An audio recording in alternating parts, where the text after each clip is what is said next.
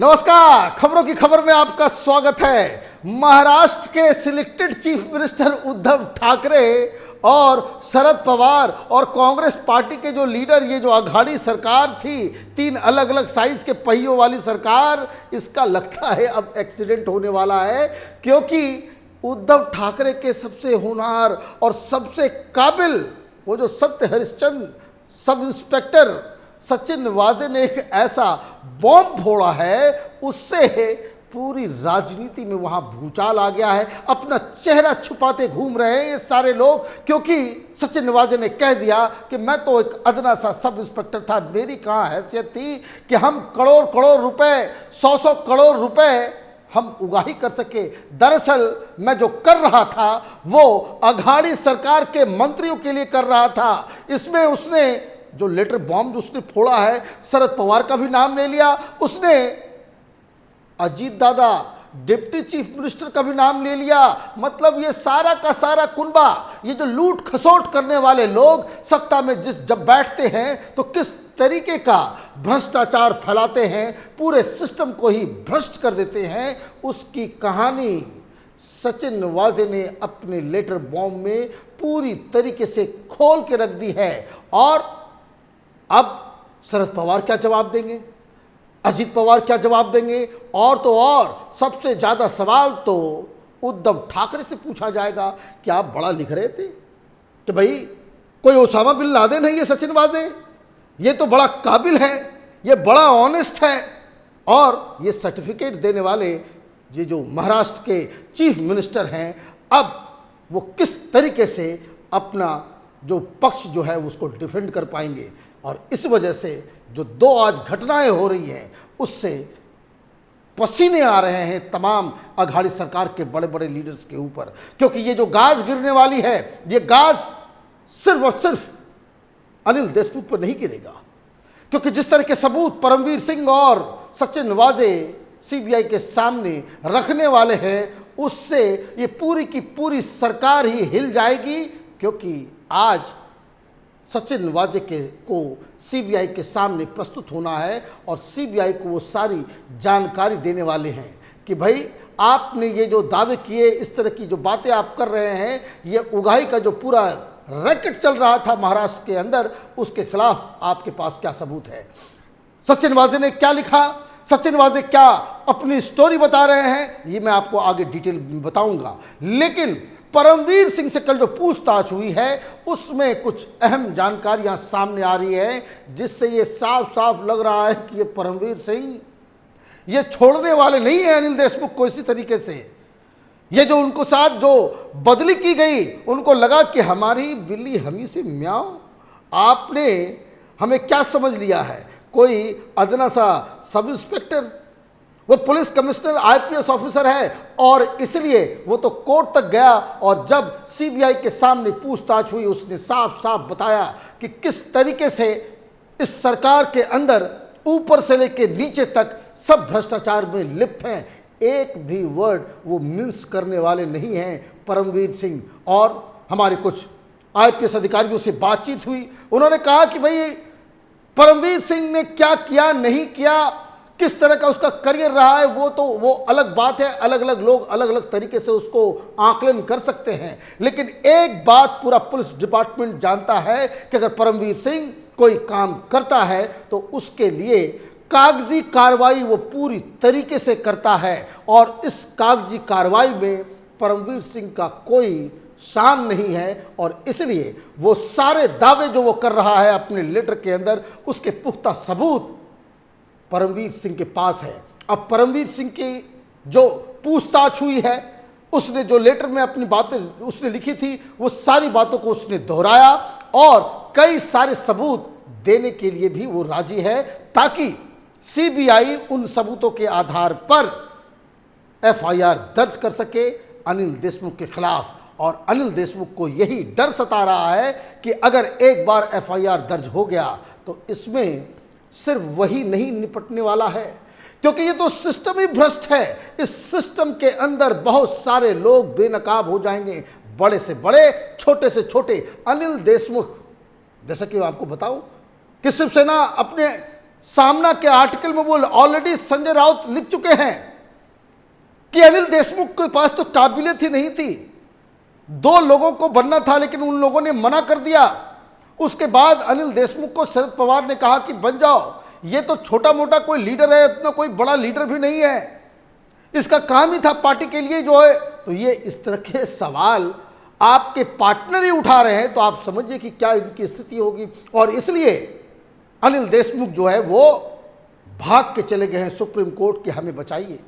ये वहाँ के जो हाई कोर्ट ने जो फैसला दिया है वो गलत है, हमारे साथ अन्याय हो रहा है। मैंने किसी को वसूली के लिए नहीं कहा, लेकिन जिस तरीके से सुप्रीम कोर्ट का रुख रहा है उसमें तो इन लोगों को कोई भी राहत मिलने की कोई गुंजाइश ही नहीं है, क्योंकि इन लोगों ने पब्लिक का जो विश्वास होता है उसको तोड़ा है। ये जो शपथ लेकर के ये मंत्री बनते हैं उस शपथ के साथ अन्याय किया है, विश्वासघात किया है। इसलिए अपनी जिम्मेदारियों से अलग हटने के बाद, अपनी जिम्मेदारियों को ठीक उलट काम करने के बाद ये कोर्ट से न्याय मांगने पहुंच जाते हैं। इनकी बेशर्मी की कोई सीमा तक नहीं है। अरे कोई और दूसरे कोई शख्स अगर ने ये सवाल किया होता, अगर बीजेपी वाले ने ये सवाल उठाए होते तब कोई बात भी थी कि भाई पॉलिटिकल मसला है। ये तो आपका द्वारा चुना हुआ पुलिस कमिश्नर ही आरोप लगा रहा है। आपने इल्लीगल तरीके से जिस अदने से एक असिस्टेंट पुलिस इंस्पेक्टर सचिन वाजे को रीइंस्टेट किया, जो सर्विस में नहीं था, आपने उसको रीइंस्टेट किया। वो चिट्ठियां लिख रहा है कि ये पूरे के पूरे ऊपर से लेकर नीचे तक भ्रष्ट है। तो अब आप किधर आप जाएंगे? आपके अपने ही आपको आईना दिखा रहे हैं और आप भाग रहे हो कोर्ट और कचहरी कि हमें न्याय चाहिए। न्याय तो महाराष्ट्र की जनता को चाहिए कि जिन लोगों ने इन लोगों को कोई मैंडेट नहीं दिया था कि आप सरकार में आए, इन लोगों ने चुनाव के बाद तिकड़मबाजी करके जो जनादेश था उसकी अवहेलना करके इन लोगों ने किसान की सेवा करने के लिए ये पहुंचे थे, अघाड़ी सरकार बनाने के लिए लंबी चौड़ी बातें कर रहे थे। और अब मालूम चल रहा है कि ये अपने ही कुचक्कर में फंस गए हैं। और इनको फंसा कौन रहा है? तो इनका सबसे काबिल, सबसे ऑनेस्ट और सत्य हरिश्चंद्र का जो मॉडर्न स्वरूप है सचिन वाजे, उसने चिट्ठी में क्या लिखी? उसने चिट्ठी में लिखा कि भाई हम तो लीगल तरीके से हमें रीइंस्टेट किया गया। ये सचिन वाजे का पक्ष है कि कोई इसमें इलीगल काम नहीं था, लीगल तरीके से मुझे फिर से नौकरी में रीइंस्टेट किया गया। लेकिन रीइंस्टेटमेंट के बाद अनिल देशमुख के साहब कहते हैं कि भाई शरद पवार नाराज हैं और शरद पवार की नाराजगी दूर करने के लिए 2 करोड़ रुपए लगेंगे। ये भी बड़ा महंगा जो कह सकते हैं सौदा है भाई। नाराज भी होता है और नाराजगी खत्म करने के लिए 2 करोड़ रुपए इसने कहा कि मैं कहां से लाऊंगा? तो मालूम चलता है कि कोई और जो डिप्टी चीफ मिनिस्टर के साथ उसका बहुत ही खासम खास अजीत पवार के खासम खास ने फोन करके बताया, उसने बताया कि किस तरीके से आप कर सकते हैं। और उसने बताया कि किस तरह से गुटखा वालों के साथ, जो बीएमसी के साथ, जो कॉन्ट्रैक्टर्स हैं बीएमसी वाले, उनके साथ, ये बार और रेस्टोरेंट्स वाले, ये सारे लोगों को किस तरीके से उनसे पैसा वसूला जाए, इस काम पे तुम लग जाओ। और अगर ऐसा नहीं किए तो तुम्हारी नौकरी फिर से चली जाएगी। अब इसमें सवाल बहुत सारे हैं, क्योंकि उसने एक एक तारीख और एक एक इंसिडेंट के बारे में बताया है कि किस तरह से शिवसेना का एक मंत्री, किस तरीके से अजीत पवार का कोई आदमी, किस तरीके से अनिल देशमुख खुद बुला करके उनको कहते थे कि भाई देखो अगर ये काम नहीं होगा तो फिर से शरद पवार नाराज हो जाएंगे।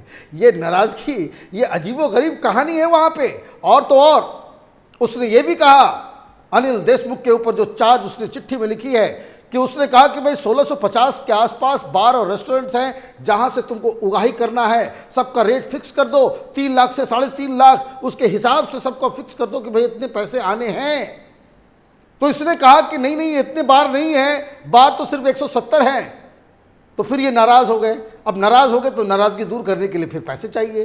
तो ये जो सचिन वाजे ने एक कहानी अपनी बनाई है, इसकी सच्चाई उनको कोर्ट के अंदर उन सबूतों के साथ उनको पेश करना होगा और अपनी जान अगर उन्हें बचानी है, अपना रेपुटेशन, अपनी इज्जत जो है बचानी है, तो उनको सारे सबूत सीबीआई और एनआई के सामने देना होगा। एक ऑलरेडी वो मर्डर केस में फंसा हुआ है। ये दरअसल ये पूरा नेक्सस ही इसको कह सकते हैं कि ये लूट खसोट अधर्मियों का एक नेक्सस इन लोगों ने बना लिया था। और एक गलती हो गई, मुकेश अंबानी के घर ही जब इन लोगों ने विस्फोटक रख दिया, उसके बाद से ये आपस में ही ये जो कौरवों की सेना है, ये जो अधर्मियों का पूरा नेक्सस है, आपस में ही ये लोग लड़ने भिड़ने लगे। दरअसल मुंबई में पहले गैंग वॉर्स हुआ करते थे और इस बार जो है वो गैंग तो अंडरवर्ल्ड उस तरह का नहीं है, ये पॉलिटिक्स का एक अंडरवर्ल्ड है। ये इन लोगों ने राजनीति को धंधा में तब्दील कर दिया है मुंबई के अंदर, महाराष्ट्र के अंदर। और इस धंधेबाजी में जो जो किरदार थे वो सब एक दूसरे के खिलाफ लड़ रहे हैं। परमवीर सिंह होम मिनिस्टर के खिलाफ लड़ रहा है, सचिन वाजे होम मिनिस्टर और तमाम लोगों के साथ लड़ रहा है, होम मिनिस्टर अपनी पार्टी से भी लड़ रहा है, उस शिवसेना से भी लड़ रहा है, मुख्यमंत्री शरद पवार से लड़ रहे हैं। सब एक दूसरे को फंसाने के चक्कर में फंसे हुए हैं। और सबसे जो शर्मनाक पहलू ये है कि इन सारे मुद्दों के ऊपर जो राज्य का मुखिया है, जो मुख्यमंत्री है, उसने चुप्पी साध ली है। ऐसे तो बड़े बड़े बयान देने में सबसे आगे हुआ करता था शिवसेना, अब क्यों नहीं लिख रहा? अब शिवसेना क्यों नहीं उस तरह के हेडिंग्स दे रहे हैं? जब ये एक अबला, एक असहाय एक्ट्रेस के घर पर जब बुलडोजर चला दिया था, उखाड़ दिया, अब आपने कह दिया भाई उखाड़ दिया। अब सचिन वाजे क्या कर रहा है शिवसेना के साथ, इस अघाड़ी सरकार के साथ? उसकी भी कोई हेडिंग देनी चाहिए संजय राउत को। लेकिन ये बेशर्मी की पराकाष्ठा है कि सब कुछ दुनिया के सामने आ गया है और ज़रा सा भी पॉलिटिकल मोरालिटी इन लोगों के पास नहीं है कि ये लोग सामने आए, माफ़ी मांगे और सरकार से इस्तीफा दे। क्योंकि ये मसला जितना आगे चलता जाएगा, ये बहुत ही बेआबरू होकर सत्ता की इस गली से ये लोग बाहर फेंके जाएंगे, सरकार के द्वारा, कोर्ट के द्वारा या फिर देश की जनता के द्वारा। हमारी नज़र इन तमाम खबरों पे बनी हुई है। आप देखते रहिए कैपिटल टीवी। हमारे वीडियोस को लाइक कीजिए, शेयर कीजिए और हमारे चैनल को सब्सक्राइब कीजिए। धन्यवाद।